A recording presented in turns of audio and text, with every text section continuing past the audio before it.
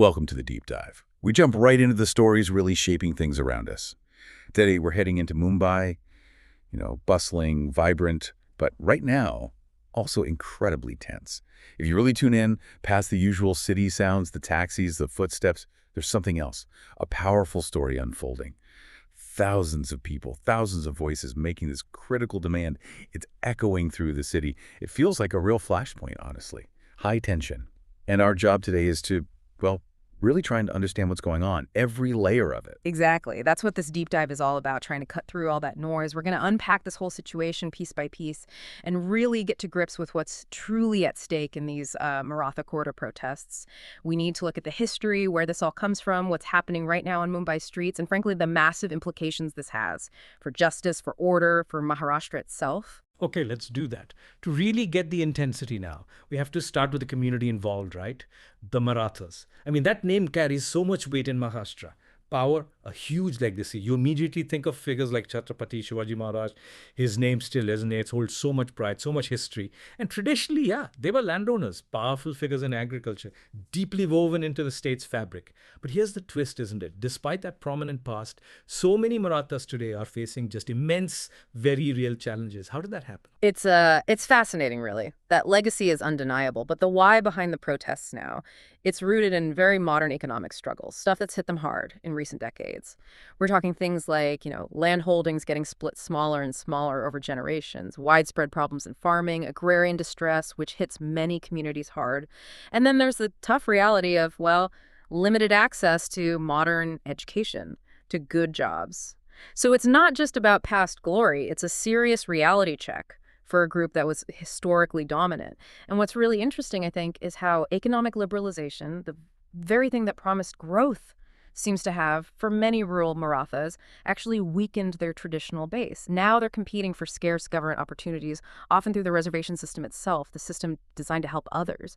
It creates this real tension, the powerful feeling powerless, Oh. So given those huge challenges, what exactly are they asking for? What's the specific demand? How are they trying to find that pathway forward you mentioned? Okay, so the specific demand is reservation under the other backward classes category, the OBC category.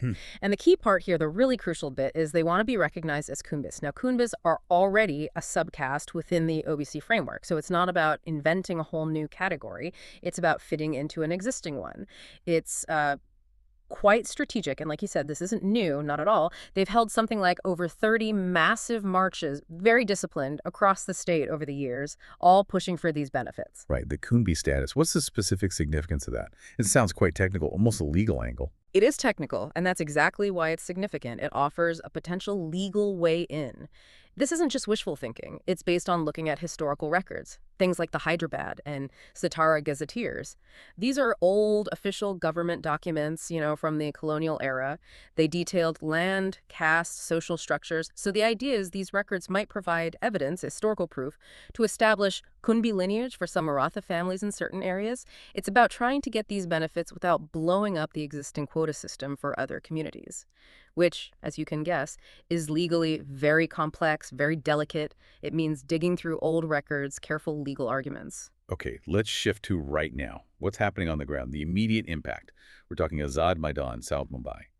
Activist Manoj Jarange-Patil started an indefinite hunger strike there, August 29th, 2025. And you can almost feel the determination, can't you? Thousands of supporters there, mostly rural workers, farmers, laborers, and they're braving heavy rain, pretty poor facilities to be part of this. The sheer scale, the commitment, it's quite something. And looking at the city, Mumbai itself, the impact's been pretty significant. It hasn't just stayed in Azad Maidan. We've seen hundreds spill out, gathering at really key spots like CSMT, that's the main train station, Chhatrapati Shivaji, Maharaj Terminus, and other parts of South Mumbai. This caused major traffic jams, naturally. Trains on the Central and Harbor lines were delayed maybe 20-25 minutes. Even best, the city's bus service had to stop or reroute buses. So for your average Mumbaiker just trying to get to work, considerable disruption, a real headache. And this quickly went beyond just street protests. The court stepped in, didn't they? Quite firmly. September 1st, 2025, the Bombay High Court intervened. Pretty strong words, too. They said the protests were neither peaceful nor in compliance with the conditions set for the demonstration. That's a serious statement from the judiciary. It really is. And the court's directives were crystal clear. Protesters had to stick to Azad Maidan only, clear out of all other parts of Mumbai by 4 p.m. Tuesday, September 2nd. Plus, the state was told to stop more protesters from even coming into the city. A very firm line on restoring order. Jarange-Patil's response was, well, interesting. He urged supporters to follow court's rules, but he didn't back down on the demands. He warned that if things aren't met, potentially over 5 crore Marathas, that's 50 million people, could come to the city. It shows that tightrope walk, doesn't it, between obeying the court and sticking to the cause, a real leadership challenge. So the city's tense, the courts lay down the law. What's the government doing? What's their position? Chief Minister Devendra Fadnavis, speaking in Pune on September 1st, said they'd fully implement the High Court's orders. He stressed they're working within the legal framework on the quota issue, and he pushed back against claims that law and order had collapsed, saying incidents were sporadic and handled by police. Right, which makes you wonder, what's happening behind closed doors? Well, on that same morning, September 1st, Fadnavis held a big meeting. Deputy CMs Eknath Shinde and Ajit Pawar were there, the Advocate General, the minister heading the Maratha Reservation subcommittee. The agenda was pretty clear, actively looking at all the legal ways to grant that Kunbi status, especially by digging into those historical records we talked about, the Hyderabad and Satara gazetteers. There's actually a separate committee headed by a retired High Court judge, Sandeep Shinde, whose whole job is to meticulously examine these records, to verify Kunbi lineage claims. But they seem quite cautious, don't they? Why hesitate when the pressure is so high, so visible on the streets? Yeah, that caution comes from getting burned in the past. Major setbacks make the government really wary. Remember, a Maratha Reservation ordinance was already struck down by the Bombay High Court back in 2014. And then, more recently, 2021, the Supreme Court ruled the state couldn't just grant quotas beyond the 50% limit without truly exceptional circumstances. So it's a legal minefield. They know any quick fix could just get overturned again, leaving everyone frustrated. They're trying to find a path that's not just popular, but actually holds up in court, legally sound. Sounds like a real political hot potato. All this back and forth, the criticism. Yeah. Does it actually help find a solution or just make things messier? Oh, it absolutely makes things messier, adds layers of complexity. And you can't ignore the politics swirling around this. I mean, look at the broader picture. Opposition leaders, like Supriya Sule from the NCP Sharad Pawar faction, they've been very critical, saying the government isn't doing enough. Fadnavis fires back, pointing out that during the previous government, the Maha Vikas Agadi, which included Sudhir's Lace Party, they didn't make much progress either. Then you had Sharad Pawar, the veteran leader, suggesting maybe the central government should step in. Fadnavis shot that down, citing the Supreme Court saying quotas are mostly a state issue. And then you even have allegations flying around, like from OBC leader Laxman Haque, claiming some politicians are playing games, maybe colluding with the opposition. It's just a really complex political crossfire over a deeply sensitive issue. Makes finding agreement incredibly tough. Okay, let's sit back from the politics and the legal arguments for a moment. Because behind all this, there's a very human element, isn't there? Let's try and picture it. Those rural protesters, thousands of people, sleeping rough, maybe on railway platforms in the monsoon rain, sharing whatever dry food they brought, cooking meals right there. They're battling the weather, inadequate facilities. It's a raw, physical struggle. And their motivation seems so clear, so palpable.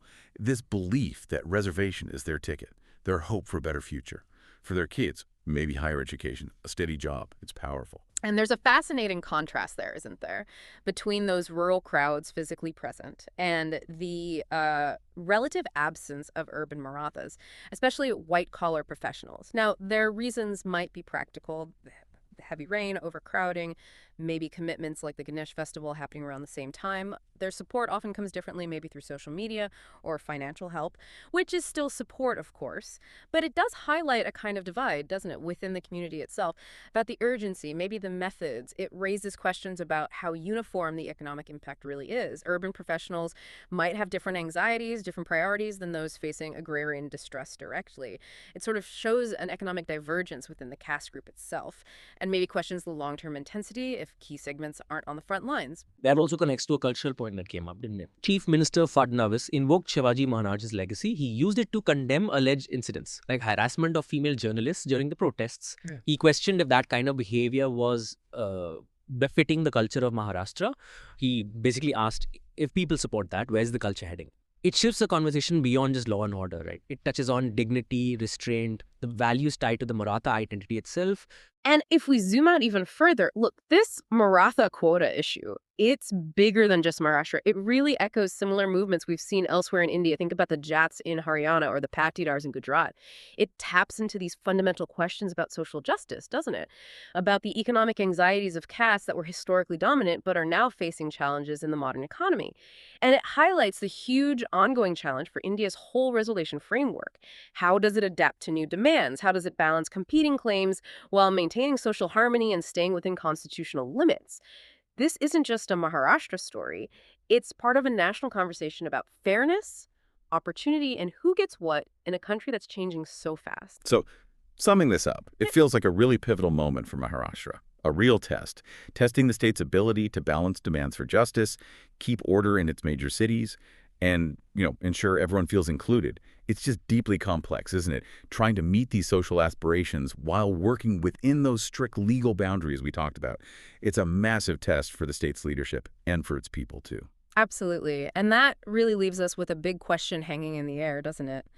As that high court deadline approaches, as the state keeps wrestling with this deeply rooted issue, what's the lasting impact going to be on Maharashtra's social fabric, its political landscape? What does this whole quest for dignity, for opportunity, tell us about the wider challenges of social justice in such a diverse country like India? Yeah. And that constant need, the really urgent need for dialogue, for finding common ground, for unity? This story definitely isn't over. It's still unfolding, and it really pushes us to think about all the different sides of social change and what these movements really mean. That is a powerful question, and like you said, it resonates way beyond Maharashtra.